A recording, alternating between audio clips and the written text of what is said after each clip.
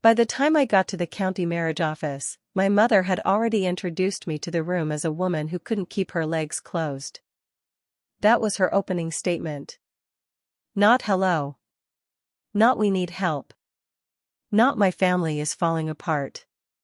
Just humiliation, delivered at full volume under fluorescent lights to a line of strangers waiting to handle their own lives.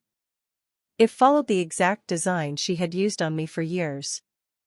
Say something ugly first. Make it public. Make it loud. Make sure my shame enters the room before I do. She was leaning over the service counter, one hand planted on the cheap laminate, the other carving through the air as if she could cut my marriage loose by force of will alone. My younger daughter cheated, she announced. Her husband deserves better. My older daughter is ready to marry him instead. So let's stop wasting time and do what needs to be done. The young clerk behind the counter looked like she was one bad customer away from quitting public service forever. Ma'am, she said, carefully, that is not how this works. My mother slapped the counter with her palm. Then why are you people even here? People turned.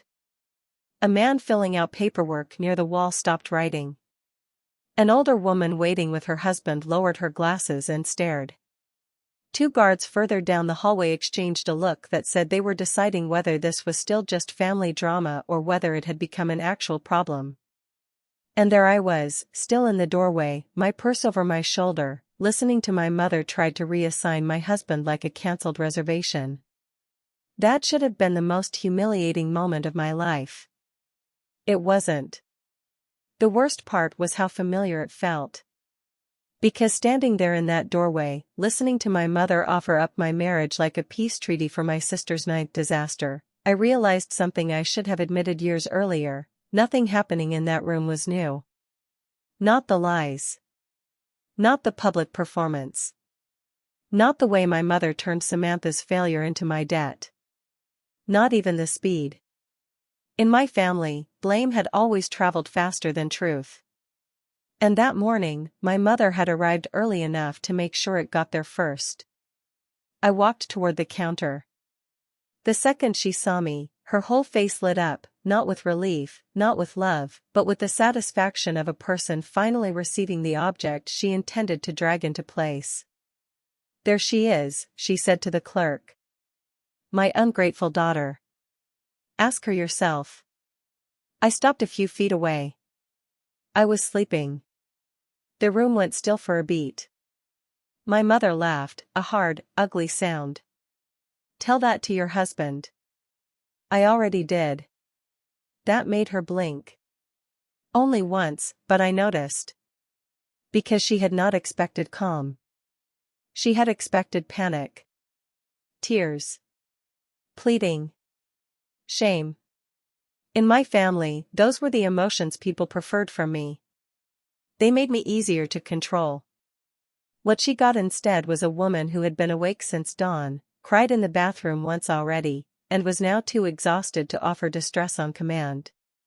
She stepped toward me and dropped her voice into that dangerous register she used whenever she wanted her cruelty to sound like wisdom. If you have any sense left, you'll stop making this uglier than it already is. I stared at her. You came to a government office to force my divorce so Samantha could marry Liam. Ugly was your opening move. A ripple moved through the room. The older woman by the wall whispered something to her husband. The clerk looked down quickly, like she was trying not to react. My mother turned back to the counter. You see what I deal with? She's always been like this. Cold. Defiant. Ungrateful. Then she looked at me and said, since you ruined your marriage, the least you can do is step aside with some dignity and let your sister have the life you no longer deserve. That line should have shocked me. Instead, what I felt first was the same cold, dull tiredness I had carried since childhood. That peculiar exhaustion that comes from being the designated container for another person's delusion. I had spent 28 years learning how much madness could be poured into one daughter if the family decided she existed to absorb it. At 2 in the morning, my mother had called to tell me Samantha's latest marriage had collapsed. At 2:13, she demanded $10,000 for Samantha's emotional trauma. At 2:36, she called back to tell me Samantha wanted my husband too. By sunrise, there were more than 100 missed calls on my phone, a cheating rumor with my name on it, and a county office waiting room full of strangers being invited to treat my marriage like a problem-solving exercise. The county office was not where this started. It was just where my mother brought witnesses. The first call had yanked me out of sleep so fast I nearly dropped the phone searching for it. The room was dark. My throat was dry. Liam hadn't come home that night because his team was closing out a major project, and he'd told me around 11 that if he drove back, showered, and climbed into bed beside me, he'd just end up returning to the office before dawn. I'd told him to stay there and at least get whatever sleep an office couch could offer. So when my phone lit up at 2 in the morning with my mother's name, my first thought was that someone had died. I answered with that instant cold rush you get before bad news. "Mom?" She didn't say hello. "Chloe, your sister had dinner with a friend, and her husband found out. He's filing for divorce." I squinted at the clock beside my bed. 2:03 a.m. My eyelids still felt heavy. My brain hadn't fully caught up with the sentence. But even half asleep, I already knew what kind of night this was going to be. "Mom," I said, "did Samantha have dinner in a restaurant or in a bed?" Silence. Then a wounded inhale. My mother used those the way other people used punctuation. "This is not the time for your bitterness." I rubbed my face. "This is Samantha's 9th divorce. She cheats every single time." "What exactly do you want me to say?" "She is devastated. I'm sure the man she cheated on is devastated too." My mother's voice hardened immediately. "You never know when to stop." That accusation used to work on me.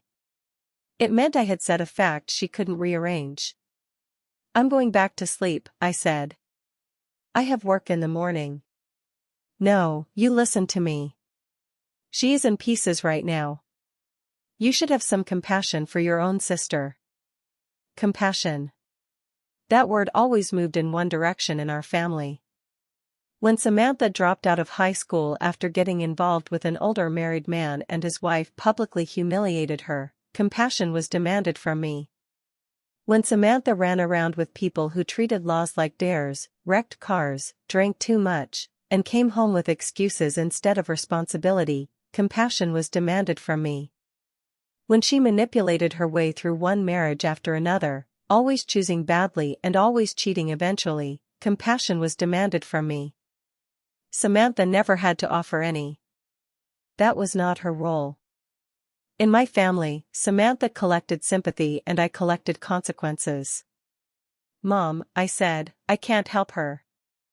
I'm not her therapist, I'm not her conscience, and I'm definitely not her emergency marriage repair fund." She made a disgusted sound and hung up. I should have turned my phone off. I didn't. 4 minutes later, it rang again. I answered with my eyes still closed. "Now what?" "Your sister agreed to the divorce," my mother said, already sounding calmer in the way people do when they think the moral argument is over and they're now discussing logistics. "But she's emotionally destroyed. As her sister, you need to transfer $10,000 to help her recover." For a second I thought I had misheard her. "What?" "You heard me. It's 2 in the morning. So? So no. She's crying. She cries every time she gets caught. She is your blood. And apparently my blood type is bank account." Silence. Then my mother said, with total certainty, "You have become disgusting. I learned from home." She hung up again. This time I did put the phone face down and close my eyes. That should have been the end of it. Apparently I still overestimated her. Less than half an hour later, the phone rang again. Her voice sounded almost cheerful this time. Chloe, your sister wants Liam. You're divorcing him tomorrow. That woke me up completely. I sat straight up in bed. What? She's going to marry Liam. For a few seconds I genuinely thought maybe I was dreaming. Not because the demand was too outrageous for my mother, but because it was so naked. Usually she dressed her ugliness in some kind of family language. Duty. Sacrifice. Understanding. Compassion. What she was saying now was almost refreshingly honest. Then I laughed. Sharp, furious, incredulous. Mom, you're out of your mind. Watch your tone. Liam is my husband. For now. We've been married 3 years. And your sister has finally developed better taste than you. Be grateful she's even willing to look at him. That line did something cold inside me. Not because I believed her. Because the cruelty in it was so casual. She wasn't even pretending to care about my marriage. She was discussing my husband like an upgraded appliance that could now be moved to the daughter she valued more. I said, you can forget it. You don't get to tell me no when your sister's future is at stake. My marriage is not her future. She disagrees. I don't care. That was when my mother's voice flattened into the tone that always meant she had stopped trying to persuade and had moved on to control. I already told Liam about your cheating. My hand tightened around the phone. What? I told him you were with 5 different men in a hotel last night. He's rushing back to divorce you right now. For the first time that night, I felt actual fear. Not because I believed Liam would believe her. Because I knew exactly how reckless she could get once she decided a lie was useful. Mom, I said, and my voice came out shaking with rage, how could you accuse me of something like that? She scoffed. If you refuse to cooperate, I'll go to your company next. I'll tell them what kind of woman they hired. I'll tell everyone you abuse me. I'll put it online. I know how these things work now. I'll make sure no one respectable touches you again. I started to answer, but she kept going. I know about those online mobs. I know how people destroy names. Don't test me. Then she hung up. I sat there in the dark bedroom staring at the phone in my hand and shaking so hard I had to press both feet flat against the floor just to ground myself. I was not shaking because she had hurt my feelings. I was shaking because she had finally said the quiet part out loud. My mother did not love me badly. She used me intentionally. There is a difference. It takes a long time to learn that difference when the first person teaching you what love is happens to benefit from your confusion. All through childhood, I thought I was the mature daughter. In reality, I was just the more absorbent one. I used to think my role in that family was to be the reasonable one. The calm one. The understanding one. The one who didn't make things worse. The one who could take a hit without making everyone else uncomfortable. It took me 28 years to understand what that really meant. I was not the reasonable daughter. I was the absorbent one. They handed Samantha desire, and they handed me consequence. They handed Samantha rescue, and they handed me responsibility. They handed Samantha softness, and they handed me endurance, then told me endurance was character. It wasn't character. It was training. And long before that county office, I had already been living inside it. My mother's favoritism was never soft. That is what people usually get wrong. They imagine favoritism as warmth given unevenly. A nicer tone here. A little more patience there. Maybe one child gets praised more often or excused more quickly. That wasn't my mother. She did not merely love Samantha more. She organized reality around her. Rules bent around Samantha. Money bent around Samantha. Excuses bent around Samantha. Even morality bent around Samantha. If Samantha lied, it was because she was scared.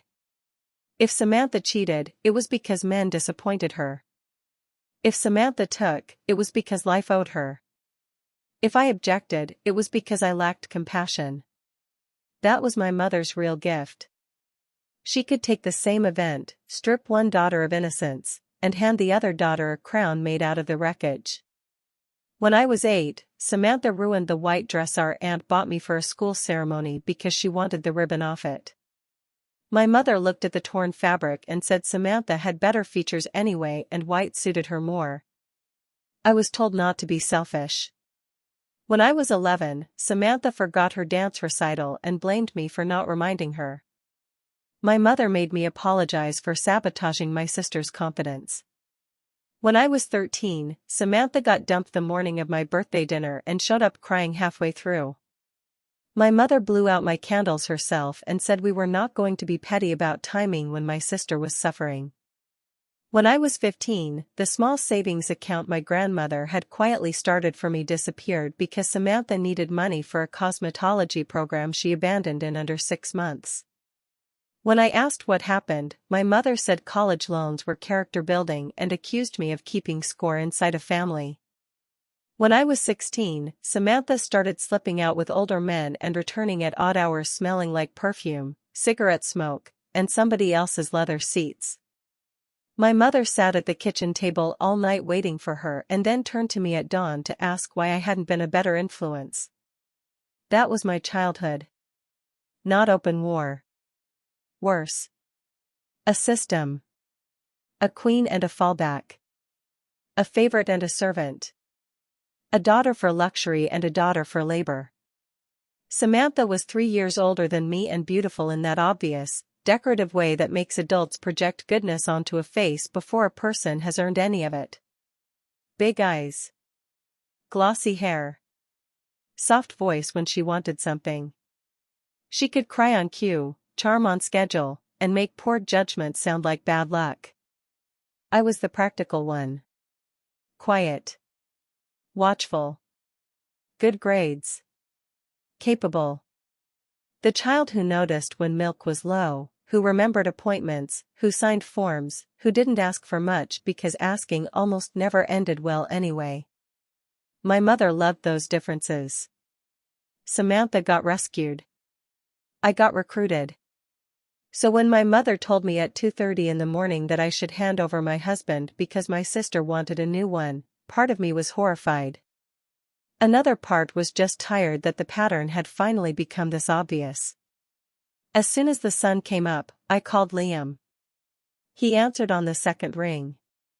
"Hey," he said immediately. "What happened?" That was Liam.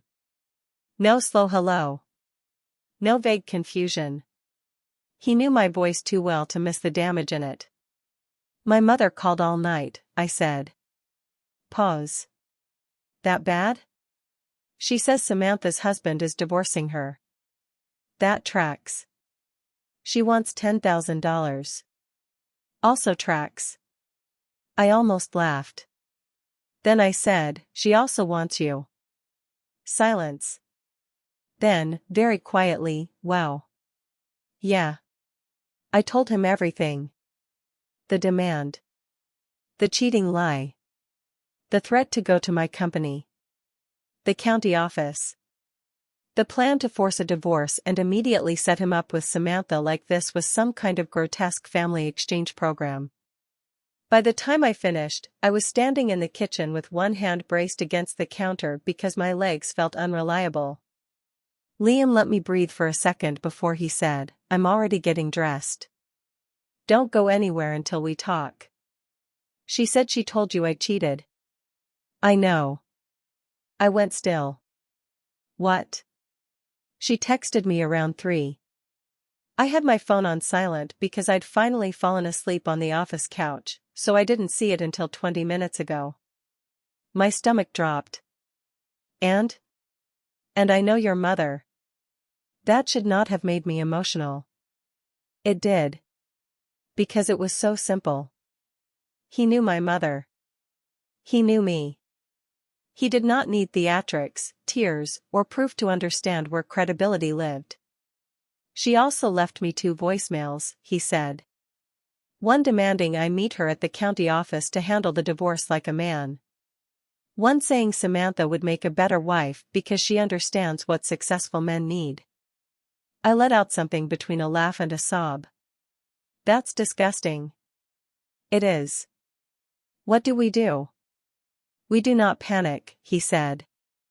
You call your manager and say there's a family emergency. I'll call mine and give them a heads up in case your mother actually shows up at the company.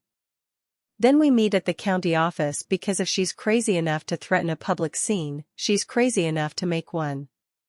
I nodded before I remembered he couldn't see me. Okay. And Chloe? Yeah? You are not going there alone emotionally. Hear me? I leaned my forehead against the cabinet. I hear you. He paused for half a beat. Good. I'll meet you there. On the way over, I called my manager. I work in operations for a mid-sized logistics company. Liam works in strategy and project management. Same company, different departments, same building, different floors. We met in high school, dated through school uniforms and cheap takeout and bad apartments and years of trying to build adult lives without any padding. We got married in a courthouse ceremony because we had more love than money and no family worth performing for. At the time, my mother called him a pauper. Samantha called him garage-grade husband material. Neither came to the ceremony. Neither sent a gift. My mother said if I insisted on marrying beneath myself, I could at least have the decency not to expect her to watch. Now Liam was a vice president with a real title, a real office, and the kind of salary my mother could brag about to people who measured success from the outside. That mattered. Because this was never about romance. It was about access. The first thing my family had ever truly wanted from my marriage was access. My manager did not pry. I told her there was a serious family emergency involving harassment and I might need the day. She told me to take whatever time I needed and to call HR if anything crossed into workplace territory. It already has, I said before I could stop myself. She went quiet. Do you need me to notify someone? Not yet. Liam is already talking to his side. All right. Keep me posted. And Chloe? Yeah? Do not come in if you think someone might follow you. That was how I knew my voice must have sounded. By the time I parked near the county office, the adrenaline had settled into a hard knot behind my ribs. Then I walked in and found my mother trying to administratively transfer my husband to my sister. Now, standing in front of her again, I set my purse down on a plastic chair and forced my hands to unclench. Where is Samantha? I asked. My mother lifted her chin. On her way. Of course she was. That was Samantha's talent. Not survival. Timing. Someone else would make the calls. Someone else would absorb the yelling. Someone else would drag the truth into daylight. Then Samantha would walk in polished and trembling, with perfect mascara and a wounded voice, and act as though she had simply been handed a tragic situation she was noble enough to survive. She never wanted the mess. She wanted the cleaned-up version of whatever the mess could buy. The clerk cleared her throat. Ma'am, if this is a domestic dispute, you need to take it outside or wait until both parties are present. We cannot act on accusations alone. My mother turned to her, scandalized. What accusation? She admitted it. No, I said. I didn't. She might as well have. Interesting legal standard, I said.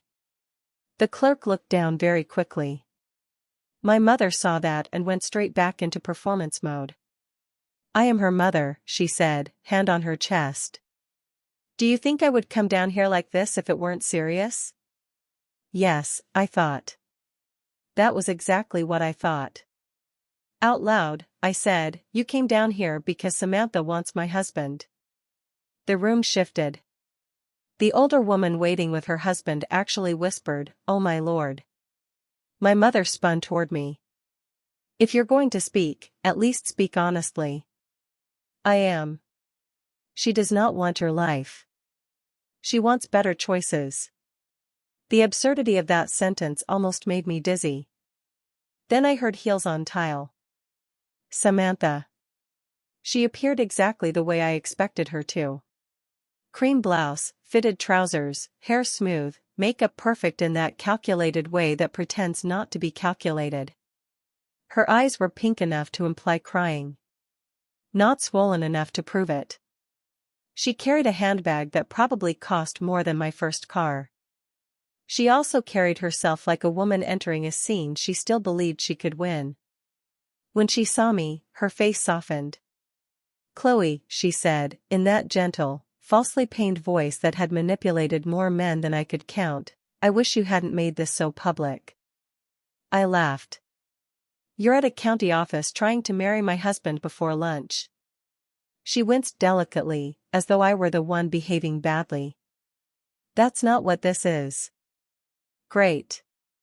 Then explain what it is." She glanced around the room, taking inventory of the audience. That was another one of Samantha's gifts. She could tailor vulnerability to witness count. Finally she said, "I don't want a scandal." "I really don't.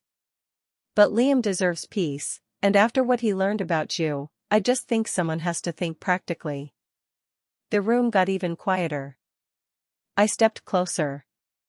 "What exactly did he learn about me?" She lowered her lashes. "That you've been unfaithful." "I see." She held my gaze, brave now that she thought public language made her cleaner than a private lie. "It's tragic," she said. "I know you've always been impulsive." I had never been impulsive a day in my life. If anything, I had spent half my adulthood asking permission in rooms where no one else did. But Samantha needed me framed that way for this to work. Impulsive women make bad wives. Wild women need replacing. Her whole case depended on painting me as unstable enough to discard and herself as gracious enough to receive what was left behind. I said, "You used to call Liam broke." She didn't blink. "People grow," she said. "No," I said. "Your standards changed when his title did." That one hit. Not theatrically. Just enough that the older woman by the wall stopped pretending not to eavesdrop. My mother shoved herself back into the center of the room. "None of that matters. The point is that you ruined your marriage and your sister is willing to save what's left." Willing. She said it like Samantha was volunteering for disaster relief. I looked at my mother and felt something inside me go from bruised to clear. She wasn't confused. She wasn't overwhelmed. She wasn't blindly loving the prettier daughter too much to see straight. Maybe all those things had once played some role. But in that moment, she was simply revealing her operating system without disguise. To her, my marriage was transferable property. My husband was a resource. My reputation was expendable. My consent was decorative. That was all. I said, very calmly, "You realize you're describing human trafficking with extra paperwork." The clerk coughed into her hand. My mother's eyes widened. "How dare you?" "How dare I what?" "Use accurate language?" "You filthy-mouthed." She lunged toward me and raised her hand. This part happened fast. Not movie fast. Real fast. Ugly fast. A security guard stepped in from the side at the same moment the clerk shouted, "Ma'am." My mother's wrist stopped in midair, held by a firm hand that belonged not to Liam, not to some heroic family defender, but to a county employee who had probably seen too many people mistake chaos for rights. "Hands down," he said flatly. My mother froze, shocked more than respectful. Then she yanked her arm back and shouted, "Did you all see that? He assaulted me." The guard barely reacted. "Ma'am, if you raise your hand again, you'll be removed." That changed something. Because my mother had spent her whole life among people vulnerable to shame, guilt, and family hierarchy. Teachers. Relatives. Neighbors. Me. Samantha's husbands. Men who wanted quiet more than truth. Women who didn't want scenes. Institutions were different. Institutions did not care that she was my mother. They cared whether she was a problem. I saw Samantha notice that too. The first real crack of alarm moved through her face. Then the front doors opened. Liam walked in. I have never been more grateful for any human face in my life. Not because I thought he would save me. Because the room had already asked too much of my nervous system, and his presence felt like proof that reality still existed outside my family. He was still in yesterday's suit pants and a fresh white shirt, tie loosened, hair not fully cooperating because he had clearly changed fast and driven faster. Work bag in one hand. Phone in the other. My mother's entire posture transformed the second she saw him. Her mouth softened. Her shoulders lowered. The same woman who had been screaming at civil servants 30 seconds earlier now tried to look injured, maternal, dignified. Liam, she said, like relief itself had just walked in. Thank God you're here. I'm trying to do the decent thing for you. He didn't even look at her first. He came straight to me. You okay? I nodded, and only then realized I was still shaking. He looked at my face, checked me quickly the way people do when they're assessing more than what's visible, and then turned. What exactly, he said, do you think you're doing? My mother drew herself up. Protecting you. From my wife? From her lies, her behavior, he lifted a hand and stopped her. Not dramatically. Just precisely. Don't. She stared. He continued, still calm. I listened to your voicemails. I read your texts. I know what you said about Chloe. I also know none of it is true. Samantha stepped forward. Liam, I don't think you understand how long she's been hiding things. He turned to her slowly. No, he said. I understand perfectly how long both of you have been waiting for a reason to get your hands into our marriage. That line landed like a dropped tray in a quiet church. Maybe because Liam never raised his voice. He did not need to. He had the kind of calm that made liars feel suddenly underdressed. My mother recovered first. That's absurd. Is it? He asked. You called me broke when Chloe married me. You said I'd always be a burden. You said she was embarrassing herself. Now I have a title you can brag about, and suddenly your older daughter is willing to marry me? Please don't insult all of us by pretending this is about morality. Samantha's face hardened. There's no need to be cruel. He looked at her like she was an unfamiliar product with disappointing packaging. Cruel would have been believing you. For one satisfying second, neither of them had anything ready. Then my mother tried her favorite strategy again. She admitted it to me, she said loudly, turning back toward the room. She admitted she was with men last night. Liam didn't even blink. I was at the office until 1:30. Then I checked the home security app this morning. Chloe came home from work, turned on the bedroom light at 10:15, and did not leave the condo again. We have timestamps. My mother went still. So did Samantha. That was the first moment I realized Liam had brought more than moral support. He reached into his bag and pulled out a folder. Of course he had. This is why we survived the hard years together. Liam had the calm heart. I had the durable one. But when something truly mattered, both of us became practical. He handed the folder to the guard first, not to my mother. Inside were printed screenshots from our building entry log, timestamped notifications from our home security system, the texts from my mother, the voicemails, and, Because he had clearly thought 3 steps ahead while I was still fighting panic in the shower, an email he had already sent to HR notifying them of threatened false accusations from a family member. My mother saw the folder and, for the first time that day, actual fear touched her face. "What is all that?" "Documentation," Liam said. "You know. The thing truth usually leaves behind." The clerk asked the guard, "Would you like me to note that in the incident report?" Incident report. That phrase changed something in me. Because until that moment, part of me had still been living inside the family frame. We were in a fight. A scene. A crisis. Something emotional enough that eventually the truth might get delayed in favor of whatever produced the least immediate discomfort. Incident report meant something else. Incident report meant the outside world had its own vocabulary for what my mother was doing. Harassment. False allegations. Disorderly conduct. Not stress. Not family pain. Not mother-daughter misunderstanding. Just behavior. And by the end of that morning, I understood the real scope of what my mother had tried to do. She had not come for my marriage alone. She had come for every structure that made me harder to control. My husband. My job. My name. My credibility. My ability to move through the world without her version of me arriving first. That was the pattern I had missed for years. My mother never panicked when I was hurt. She panicked when I was independent.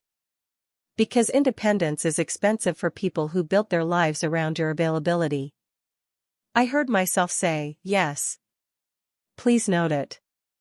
My mother spun toward me so quickly she nearly lost balance. "You ungrateful little," the guard moved 1 step closer. She swallowed the rest. Samantha tried a different tone. "Chloe," she said, softer now, gentler, making herself look breakable for the audience, "I know you're upset. I know this is all happening too fast. But if you'd just think rationally for 1 minute," I laughed. Really laughed. It came out brittle, exhausted, and sharper than anything I'd felt all day. Rationally? She pressed her lips together like my reaction itself was evidence of instability. "Yes. Liam and I have more in common than you think. He needs someone who understands his world now."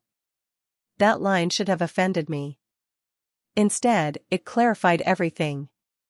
Because there it was in plain English, she did not want Liam. She wanted access to what his life now represented. I said, "You don't want Liam. You want what stopped looking cheap after other people worked for it." Her eyes flashed. My mother jumped back in. "Watch how you speak to your sister." There it was. Always immediate. Always automatic. No matter what Samantha did, my first offense in the room was tone. Something old in me finally gave way then. Not my temper. Something more foundational. The instinct to negotiate for my humanity. I looked at both of them, my mother, who had spent my whole life assigning me blame faster than breath, and Samantha, who had floated above consequence like it was whether other people got wet from, and I realized I was done trying to sound reasonable enough to deserve fairness. Reason had never been the price. My usefulness had. And I was no longer paying. "Do either of you want to hear the truth?" I asked, "or are we still pretending this is about my marriage?" Neither answered. Good. I kept going. This isn't about infidelity. It's not about love. It's not even really about Samantha. This is about access. Mom, you raised Samantha to believe every stable thing around her was potential property. And you raised me to believe my only value was keeping the room functional after she broke something. My mother's face twisted. That is not what happened. No? I said. Then let's try history.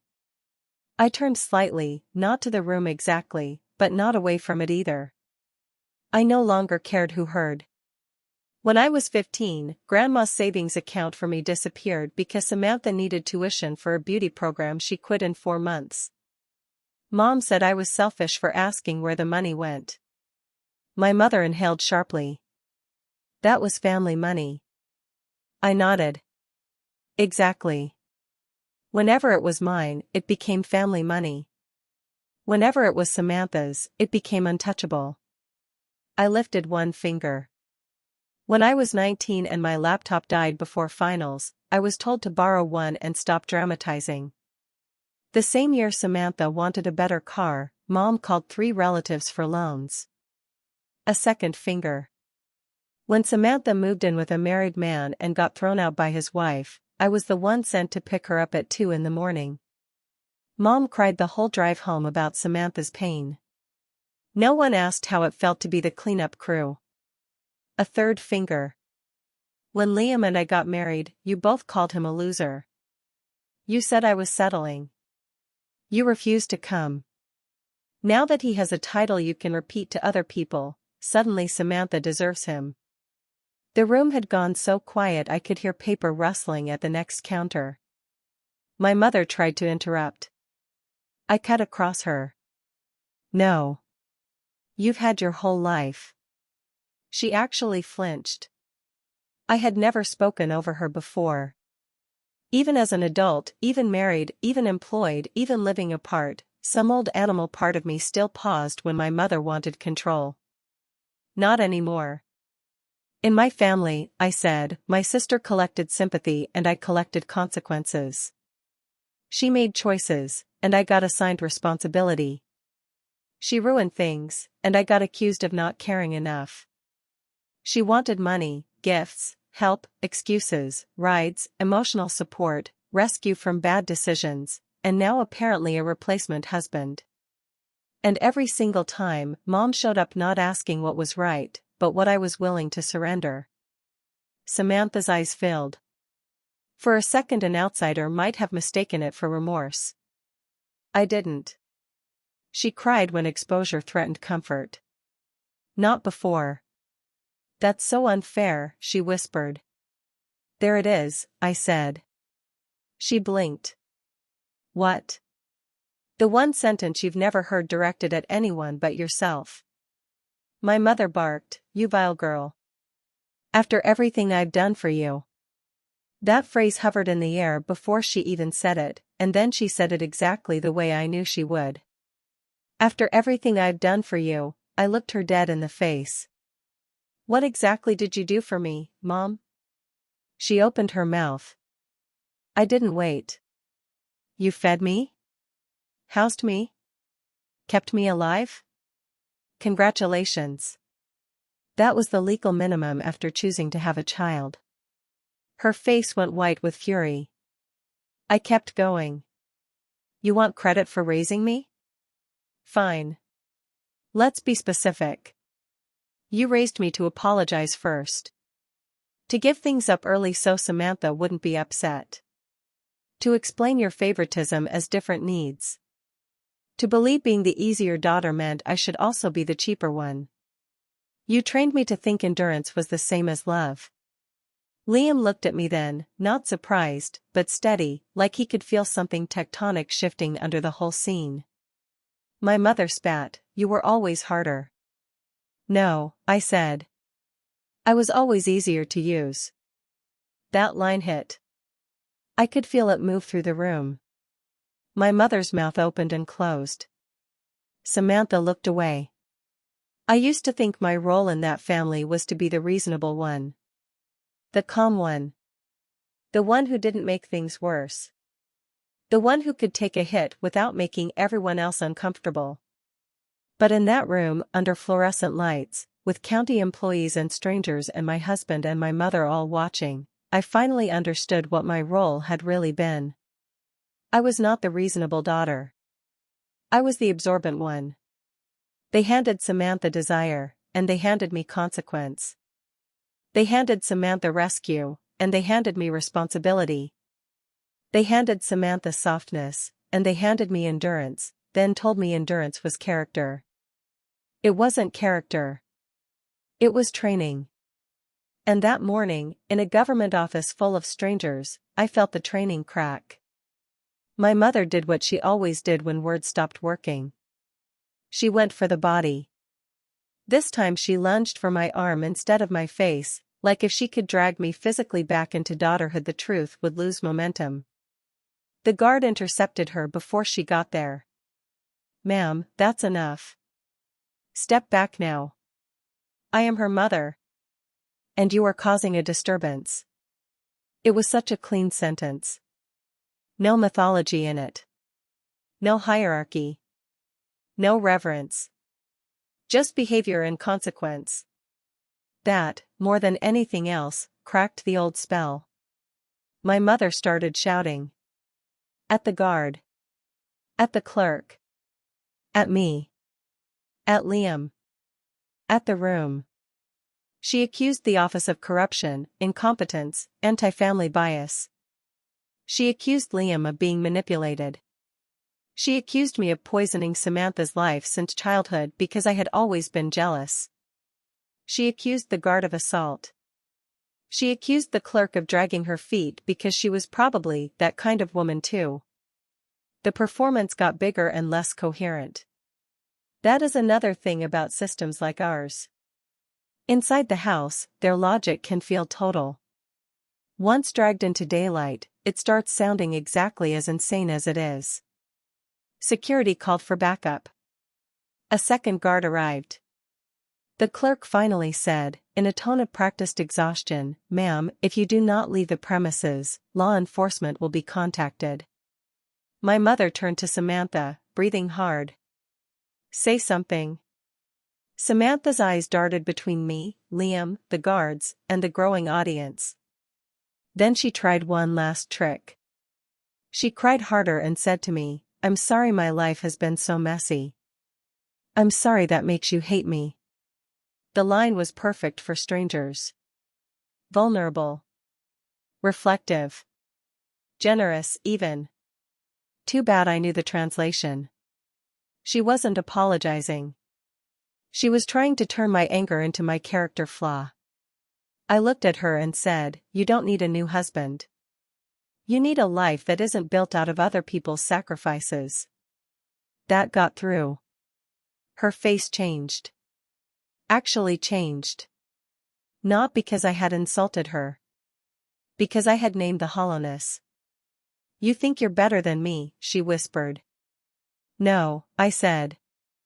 "I think I paid for things you kept calling destiny." For the first time in my life, she had no comeback. No pretty redirection. No wounded superiority. No polished fragility to hide inside. She just looked tired. And older. It occurred to me then that Samantha's beauty had been the first investment my mother ever made. She spent years polishing it, protecting it, rewarding it. Everyone else was supposed to orbit it and call the arrangement natural. But beauty is a terrible substitute for a self. Eventually something real always asks more of you. A husband. A bill.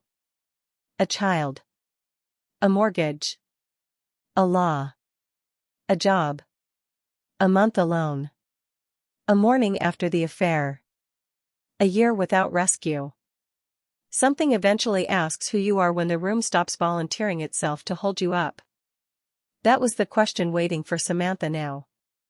And not one person in that county office was going to answer it for her. The police did not end up coming because the second guard and the threat of actual removal finally penetrated my mother's survival instincts.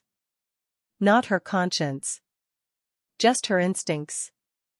She stood there with her hair slipping out of its clip and looked at me with a level of hatred I had probably earned years earlier by merely surviving where she preferred obedience. "This isn't over," she said. That sentence used to work on me. "Not anymore." I said, "It is for me." And I meant it in a way I had never meant anything before. Not as a line in a fight. As a logistical decision. I turned to the clerk.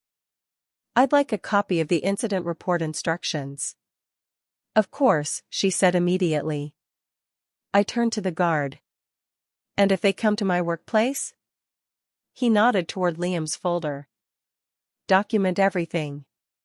If they refuse to leave private property after being told to, call the police. If this becomes repeated harassment, speak to an attorney. Attorney. Police. Documentation. Incident report. I should not have found those words comforting. But I did. Because they belonged to a world where behavior had names and names had consequences and consequences did not care who your mother was. My mother saw it happen too. Saw my face go from devastated daughter to participating adult. Saw the scene slip out of the emotional script she had built and into one she could not dominate with guilt. That scared her more than the guards. After everything, she said, voice shaking with rage, you would do this to your own family? And finally, I answered the question she had been asking my whole life in a language she could understand. No, I said. I'm finally refusing to let my family keep doing this to me. That was the end of the public scene. Not of the fallout. The fallout was longer. Sharper. More useful. Liam and I left the county office together, but not before watching security escort my mother and sister outside. Samantha went quietly because public ugliness stains beauty and she understood that instinctively. My mother twisted back 3 different times to keep shouting over her shoulder. I did not answer once. Outside, in the parking lot, I sat in Liam's car with the door closed and let the shaking hit me all at once. He didn't talk over it. He just put one hand on the back of my neck and waited. That is one of the reasons I married him. Not because he is endlessly patient or saintly. He isn't. He gets stubborn, dramatic about bad coffee, territorial over tools, and irrationally intense about traffic routes. But when reality goes bad, he becomes very still. Stillness is a rare gift when you grew up in chaos. When I could breathe normally again, he asked, what do you want to do next? Not what should we do? What do you want to do? I stared through the windshield at my mother still trying to argue with the second guard near the curb. I want them away from my job. Already started, he said. HR has the texts and a summary. Security has their names and photos from social. Mine too. I turned to him. You did that already? On the drive over. I almost cried again. Not because it was romantic. Because it was competent. There is a kind of love that feels like rescue. Then there is another kind that feels like reinforcement. The second kind lasts longer. I also called your manager back through the main line after you talked to her, he said. Not to discuss details. Just to tell her the situation might escalate and you were not safe to come in until we had it contained. I swallowed hard. Thank you. He squeezed the back of my neck once. You don't need to thank me for believing reality. That line stayed with me.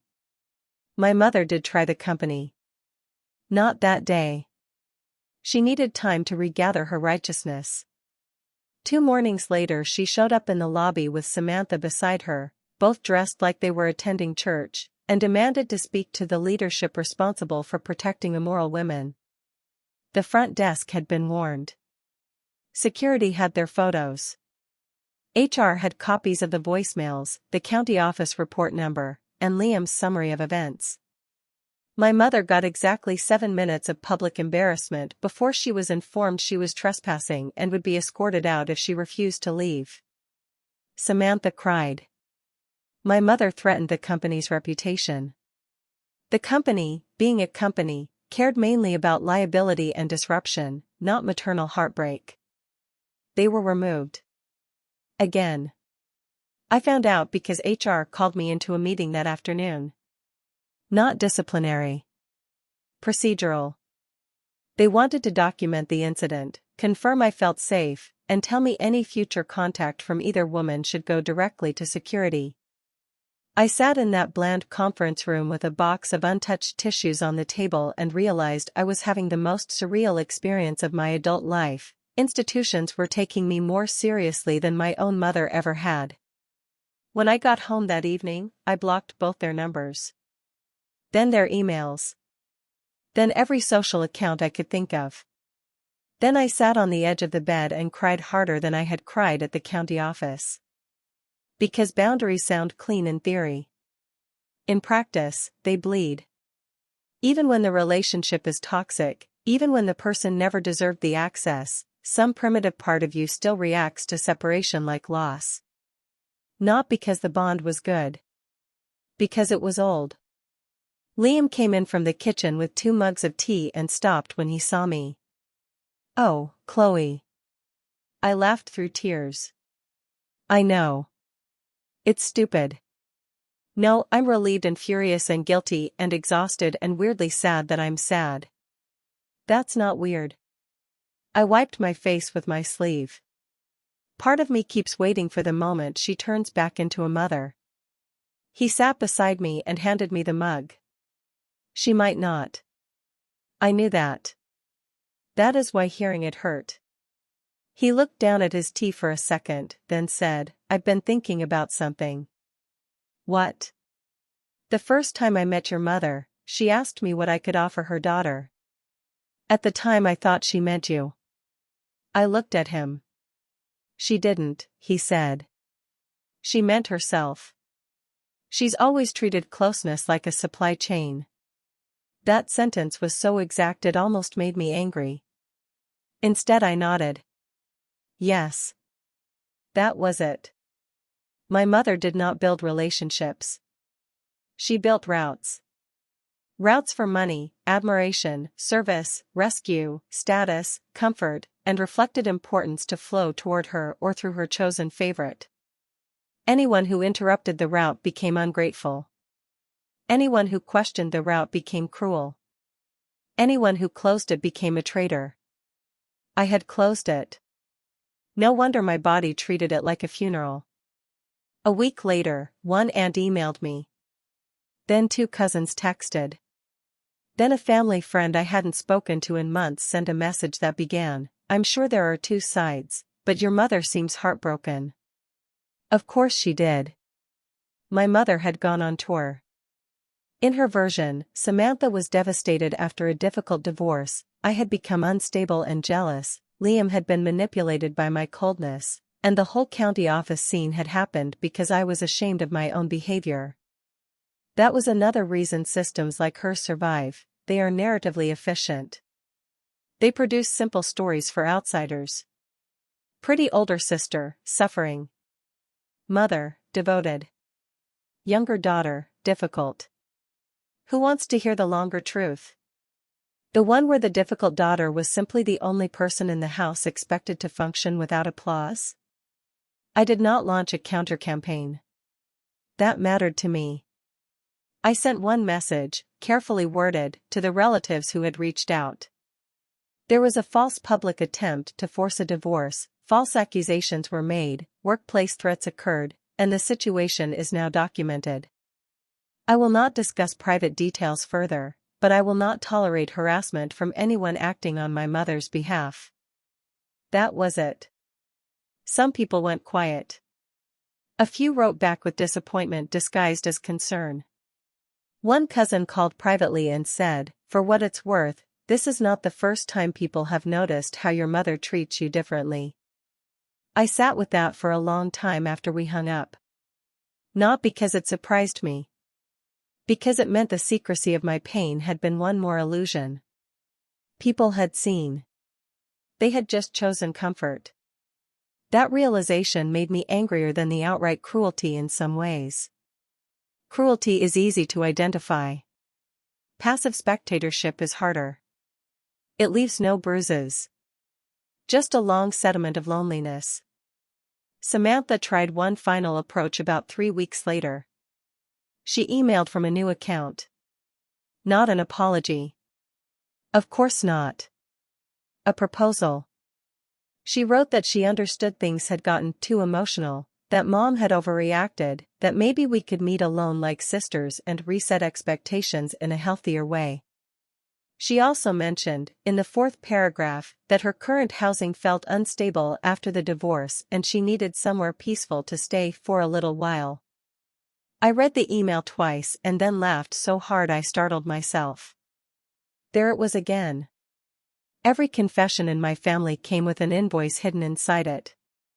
Reset expectations meant re-establish access. Peaceful place to stay meant my guest room. Samantha had spent her whole life landing softly on other people's floors. I showed Liam the email. He read it, snorted once, and said, "What's the polite version of absolutely not?" I wrote back exactly 3 lines. "There will be no meeting. You will not stay in my home. Do not contact me again." Then I forwarded the email to a folder I had started keeping called Just in Case. That folder got larger than I expected. My mother sent letters twice. Actual paper letters. Handwritten. Dramatic. Full of phrases like "after all I sacrificed and a mother's heart knows no rest and you are letting outsiders poison you against your own blood." The second letter included an itemized list of what she believed I owed her by virtue of having been born. Not metaphorically. An actual list. Monthly support for her future. Travel to improve her health. Gold jewelry as filial respect. And, unbelievably, a line about long-term elder care expectations ending with the phrase, "After all, your sister was not born for labor." I sat at the kitchen table and stared at that line until the tea beside me went cold. There it was. Not implied. Not softened. Not dressed in family language. Just there. Your sister was not born for labor. Which meant, by elimination, I was. I photocopied the letter. Then I mailed the original back with no note. Sometimes silence is cleaner than commentary.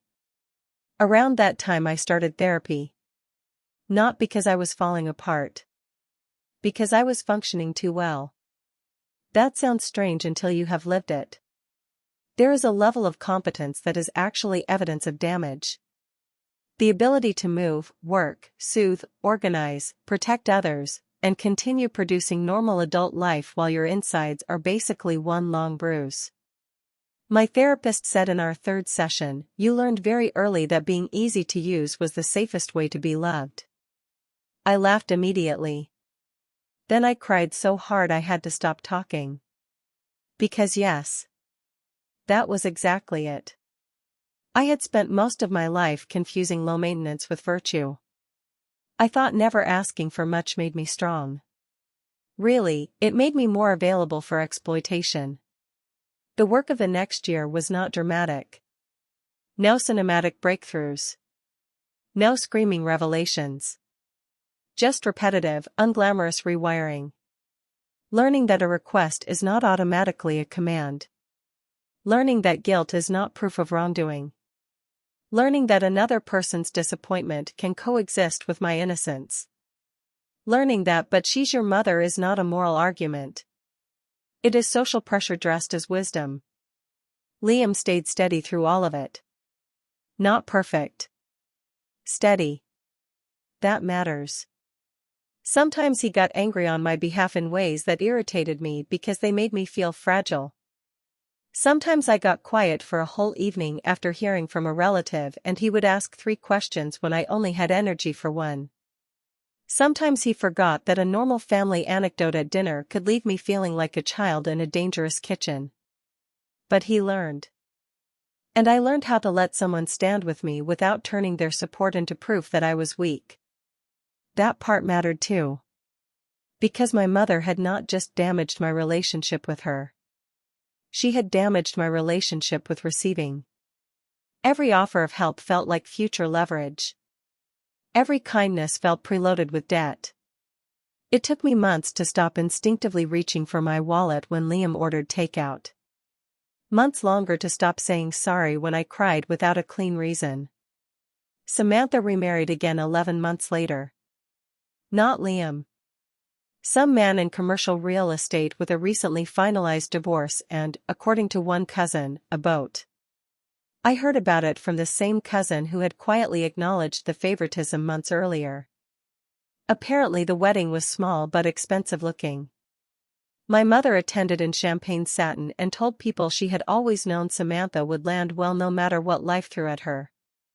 That phrase did not hurt anymore by then. It just clarified. Land well. Some people are raised like investments. Others are raised like infrastructure. I had spent too long being treated like a bridge.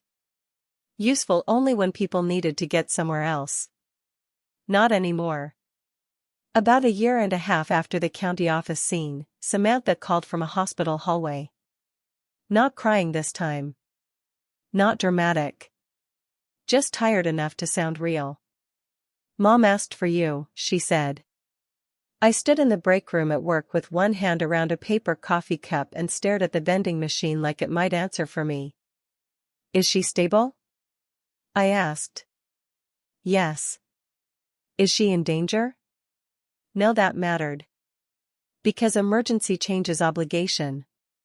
Discomfort does not. There was a pause on the line.